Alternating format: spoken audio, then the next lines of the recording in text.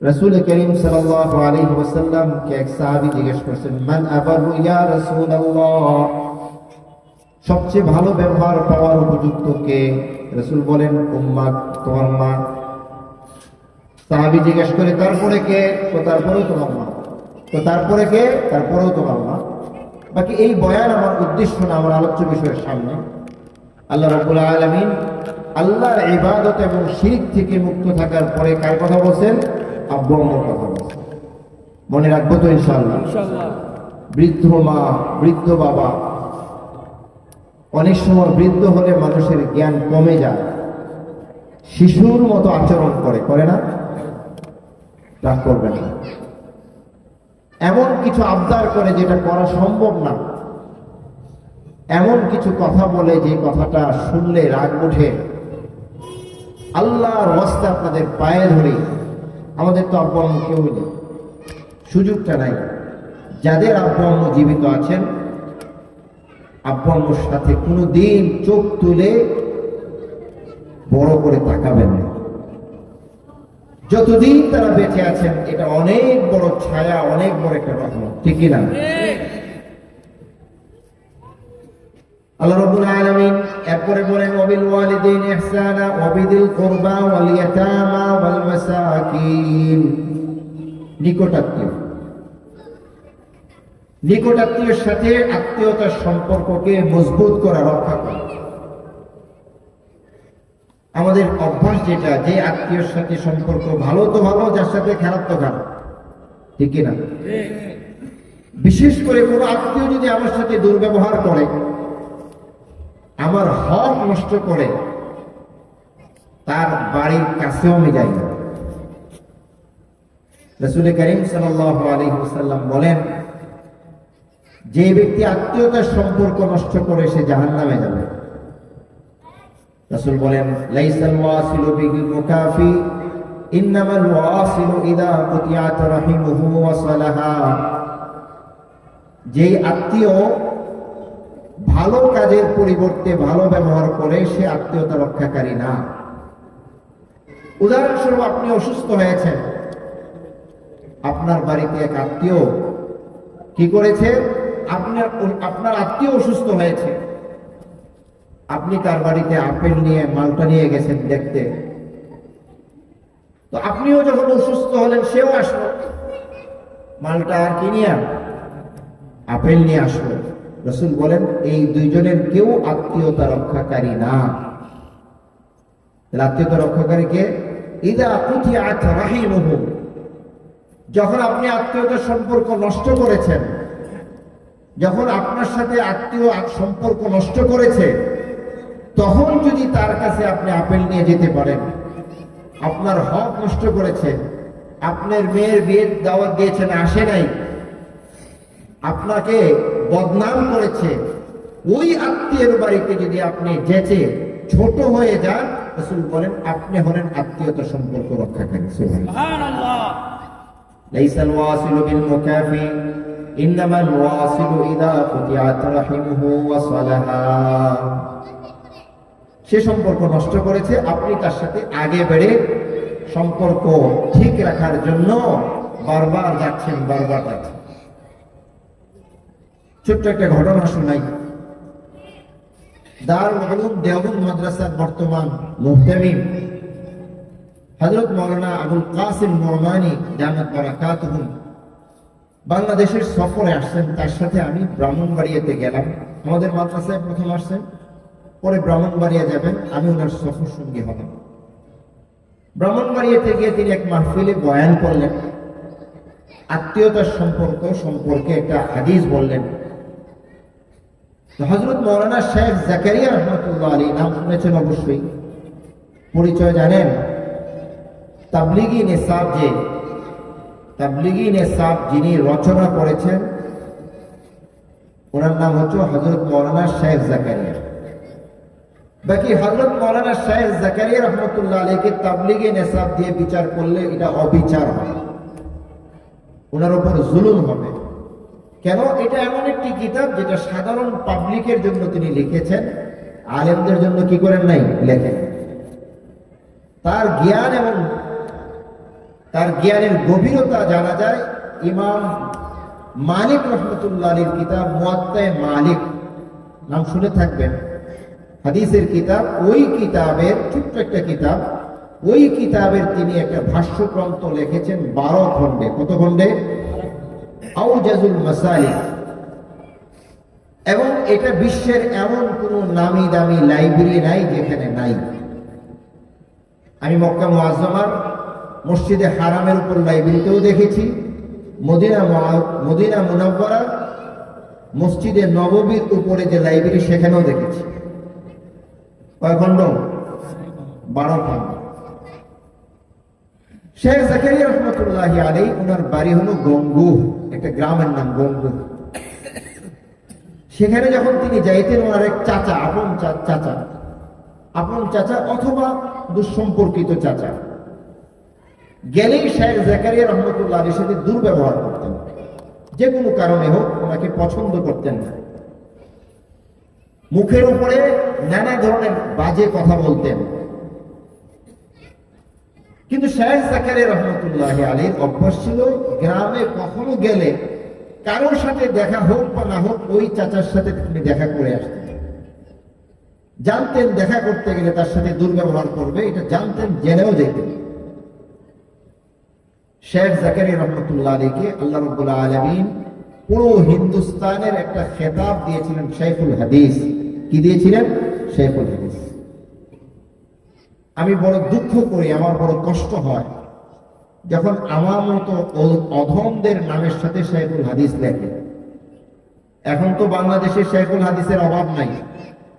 কেউ বুখারী পড়াইলেই তাকে কি বলে? শাইখুল হাদিস বলে। এমনকি মহিলা মাদ্রাসায় 3 জন ছাত্রী নিয়ে পড়ায়, তাকেও কি বলে? শাইখুল হাদিস বলে। অথচ আমরা যেটা জানি, শাইখুল হাদিস হলো হাদিসের পাহাড়, হাদিসের মহাসাগর। বাংলাদেশের শাইখুল হাদিস ছিলেন আল্লামা আজিজুল হক রাহিমাহুল্লাহ, আর ভারতের শাইখুল হাদিস ছিলেন শেখ জাকারিয়া রহমাতুল্লাহ। এখন তো যার তার নামের সাথে কি লাগাই দেওয়া হয়। আমি আমার সাথে আমার নামের সাথেও লাগাই, কেন? বুখারী শরীফ পড়াই, এই জন্য লাগাই। আমার খুব লজ্জা লাগে। আমি একদম কসম করে বলতেছি, একটু বানায় কথা বলতেছি, আমার লজ্জা লাগে যে আমি হাদিস জানি কতটুকু, হাদিসের জ্ঞান আমার কতটুকুই আছে। আমার নামের সাথে এই নাম, এটা শব্দটা অনেক ভারী শব্দ। তো শেখ জাকারিয়া রহমতুল্লাহ আলাইহি চাচার সাথে দেখা করেন। তো তিনি সাহারানপুর মাদ্রাসার, বিশাল বড় মাদ্রাসার শাইখুল হাদিস ছিলেন। তো সাহারানপুর মাদ্রাসা একবার ওনার ওই চাচা গঙ্গু থেকে চলে আসছেন, এসে বলতেছেন, জাকারিয়া मैं मुरीद होना चाहता हूं। উর্দু বুঝেন? সহজ কথা, জাকারিয়া আমি কারো হাতে বায়াত হইতে চাই, মুরিদ হইতে চাই, কোন আল্লাহওয়ালার হাতে বায়াত হইতে চাই আমি। তো শেখ জাকারিয়া রহমতুল্লাহ আলাইহি চাচাকে নিয়ে অনেক খুশি। সারা জীবন চাচা আমার সাথে দুর্ব্যবহার করছে, আজকে আমার কাছে চলে আসছে। ওই মাদ্রাসার বড় বড় আলেম যারা, বয়স্ক আলেম যারা, কয়েকজনের কাছে নিয়ে গেছে। উনি কিছু বলে না, মুরব্বী চাচা কিছু বলে না, চুপ। পরে বলতেছে, জাকারিয়া मैं तेरे पास मुरीद होना चाहता हूं। জাকারিয়া আমি তো তোমার হাতে বায়াত হইতে চাই। তুমি আমার ভাতিজা, তুমি আমার ছোট, কিন্তু তোমার আখলাক আর চরিত্র, এতদিনের তোমার আচরণ আমাকে এতটা মুগ্ধ করেছে, আমি যদি বায়াত হই তাহলে তোমার হাতেই হোক। এটা হলো আত্মীয়তার সম্পর্ককে রক্ষা করা। বড় আফসোস লাগে, ধনী আত্মীয়রা গরিব আত্মীয়র পরিচয়ই দিতে চায় না, ঠিক না? কিন্তু ধনী আর গরিব, এটা কি মর্যাদার কোন মাপকাঠি? রাসূল করিম সাল্লাল্লাহু আলাইহি ওয়াসাল্লামের কাছে সহিহ বুখারীতে আছে একটা হাদিস। এক সাহাবী জিজ্ঞেস করতেছে, মান আকরামুন নাস ইয়া রাসূলুল্লাহ, পৃথিবীর মধ্যে সবচেয়ে দামি মানুষকে, সবচেয়ে সম্মানী মানুষকে? জবাবে রাসূল করিম সাল্লাল্লাহু আলাইহি ওয়াসাল্লাম বলেন, আকরামুন নাস আতকাহুম, সবচেয়ে বেশি সম্মানী সে যার মধ্যে তাকওয়া বেশি। তিনি বলেন, আমি এটা আপনাকে জিজ্ঞেস করি নাই, এই দিক থেকে সম্মানী কে, আমি এটা জিজ্ঞেস করি নাই। তখন রাসূল বলেন, আকরামুন নাসি করিম ইবনুল করিম ইবনুল করিম ইবনুল করিম, করিম ইবনুল করিম ইবনুল করিম ইবনুল করিম। ব্যাখ্যা দিলেন, ইউসুফ নবিয়ুল্লাহ ইবনু নবিয়িল্লাহ ইবনু নবিয়িল্লাহ ইবনি খলিলিল্লাহ। সবচেয়ে সম্মানী হলো ইউসুফ আলাইহিস সালাম, তার বাবা ইয়াকুব, ইউসুফ নিজে নবী, তার বাবা ইয়াকুব নবী, তার বাবা ইসহাক নবী, তার বাবা ইব্রাহিম খলিলুল্লাহ নবী। সবচেয়ে বেশি সম্মানী সে। কোন এর কথা আমি জিজ্ঞেস করি না, এই বিবেচনায় আমি জিজ্ঞেস করি না। রাসূল বলেন, ফাআন মাআদিনিল আরাবি তাসআলুনি, তাহলে কি আরবদের মধ্যে কে শ্রেষ্ঠ এটা জানতে চাও? হ্যাঁ, এটা আমি জানতে চাই। রাসূল বলেন, ফাখিয়ারুহুম ফিল জাহিলিয়াতি খিয়ারুহুম ফিল ইসলাম ইদা ফাকিহু, তাহলে মনে রেখো আরবদের মধ্যে সে শ্রেষ্ঠ যে জাহিলি যুগেও সবার চেয়ে উত্তম ছিল, আবার ইসলাম গ্রহণ করার পরেও সে কি হয়েছে? উত্তম হয়েছে। জাহিলি যুগে পৃথিবীর সবচেয়ে নষ্ট সময়েও কিন্তু বেশ কিছু ভালো মানুষ ছিল, কি ছিল না? কে? হযরত আবু বকর, কে? হযরত হাকিম ইবনে হিজাম রাদিয়াল্লাহু আনহু, উদাহরণ হিসেবে বলতেছি, অনেকেই ছিলেন। হাকিম ইবনে হিজাম রাসূলকে জিজ্ঞেস করেন, হে আল্লাহর রাসূল, আমি জাহিলি যুগে 100 গোলাম আজাদ করেছি। 100 গোলাম। কত গোলাম? একজন সাহাবী সাআসা ইবনে নাজিয়া রাদিয়াল্লাহু আনহু বলেন, রাসূল, আমি 300 মেয়ের জীবন বাঁচাইয়েছি। কয়শো মেয়ের? 300 মেয়ে। ঘটনা কি? ঘটনা, আমি এক রাত্রে উট হারায় গেছে, খুঁজতে গেছি, অনেক দূরে মরুভূমির মধ্যে আগুন দেখতে পাইলাম, আলো দেখতে পাইলাম, কাছে যায় দেখি এক বুড়া এবং এক বুড়ি বসা। তো আমি বুড়াকে জিজ্ঞেস করলাম, তুমি এখানে কি করো? আমার এই মেয়েটাকে দাফন করতে আসছে। মেয়ে তো জীবিত, দাফন করবা কেমন? কোন এই জীবিতটাকেই গর্ত করে এটা মাটি চাপা দিব, এরকম দাফন করতো কি করতো না? মেয়ে হলে লজ্জায় সমাজ থেকে চলে যাইত, এটাকে আমি দাফন করার জন্য আসছি। তো সাআসা ইবনে নাজিয়া রাদিয়াল্লাহু আনহু বললেন, আমি যদি 2টা উটের বিনিময়ে তোমার মেয়েটাকে নিতে চাই, দিবা? কোনো উট লাগবে না, আমি নিয়ে যাব। এটাকে তো আমি রাখতেই চাই না, এটা তুমি মেরে ফেলতে চাই, তুমি এমনি নিয়ে যাও। আমি এমনি নিব না, আমি 2টা উটের বিনিময়ে নিব। সাআসা ইবনে নাজিয়া এইভাবে 1টা 2টা করে 300টা মেয়ে, যাদেরকে তাদের বাবা জীবন্ত দাফন করবে, এরকম 300টা মেয়েকে তিনি রক্ষা করেছেন। বিনিময় কয়টা উট খরচ করেছেন? 300 ডবল কত? 600 উটের বিনিময় 300 মেয়ের জীবনের ব্যবস্থা করেছেন। কেমন মানুষ ছিলেন? এটা কোন যুগে? সাহাবী হওয়ার পরে না জাহিলি যুগে? জাহিলি যুগে।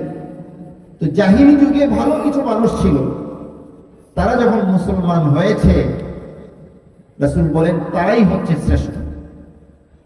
তো আমরা তো শ্রেষ্ঠত্বের মাপকাঠি নির্ধারণ করি টাকা আর পয়সা, যা আজকে আছে কালকে থাকবে না, অথবা কালকে ছিল না আজকে হয়ে গেছে। আমি যে এলাকার ইমাম, মেলগেট, তুলার ব্যবসা করে লোকেরা, আপনি বিশ্বাস করবেন না, হঠাৎ করে শুনে একজন কোটিপতি হয়ে গেছে। কি ছিল? লেবার। হঠাৎ করে শুনে একজন লাখপতি হয়ে গেছে। কি ছিল? লেবার ছিল, পান দোকানদার ছিল। হঠাৎ এরকম শোনা যায়। তার মানে একটা মানুষ হঠাৎ করে টাকা পয়সার মালিক হয়ে যায়। আচ্ছা, আপনি বলেন যে লোকটা 3 বছর 5 বছর আগে লেবার ছিল, সে যদি কোটি কোটি টাকা, এমনও আমার মুসল্লি আছে 100 কোটি টাকার মালিক। আমার সাথে একজন হজে গেল, তো খুব স্বাভাবিকভাবে বলতেছে, হুজুর, চায়নাদের কাছে আমি 18 কোটি টাকা পাই। কত কোটি টাকা পায়? এটা খুব স্বাভাবিক, এটা কোনো ঘটনাই না। অথচ তার অতীত আমার জানা আছে। তো এইটাই আমাদের কাছে সম্মান আর ইজ্জতের মাপকাঠি হয়ে গেছে। আল্লাহ মাফ করুক। মনে রাখবেন, টাকা আর ধন দৌলত কখনোই ইজ্জত আর সম্মানের মাপকাঠি হইতে পারে না। আমি আপনাদেরকে সহিহ বুখারীর হাদিস শোনাইলাম। রাসূল 3 ধরনের মানুষকে শ্রেষ্ঠ বলেছেন, আকরামুন নাস বলেছেন। কয় ধরনের মানুষকে? একটা হলো নবীর ছেলে নবী, নবীর দাদা নবী এবং নবীর দাদার বাবুকে নবী। আরেকজন বলছেন হলো যার কাছে তাকওয়া বেশি, সে সম্মানিত। আরেকজন বলছেন 3 নম্বর হচ্ছে জাহিলি যুগেও ভালো চরিত্রের ছিল, ইসলাম গ্রহণ করার পরেও ভালো চরিত্রের ছিল। তো আমার যে আত্মীয় গরিব, সে কি ইচ্ছায় গরিব হয়েছে? আর আমি যে ধনী, আমি কি আমার ইচ্ছায় ধনী হয়েছি? আপনাদের কাছে আমার অনুরোধ, গরিব হওয়ার কারণে কোনো আত্মীয়কে তুচ্ছ করবেন না, বরং গরিব আত্মীয়কে দিলে জায়গা দিবেন, অন্তরে জায়গা দিবেন, শুধু বাসায় না, অন্তরে জায়গা দিবেন। তার জন্য ঠিক ওই আয়োজনটাই করবেন একজন ধনী মানুষের জন্য যে আয়োজনটা আপনি করেন। আয়োজনের মধ্যে কমতি করবেন না। সে যেন ঘোরাঘুরেও না বোঝে আমি গরিব হওয়ার কারণে আমার সাথে আমার আত্মীয় আচরণটা এরকম হবে। এই ধন আর দৌলত মৃত্যুর পরে কিয়ামতের দিন কোনো কাজে আসবে না।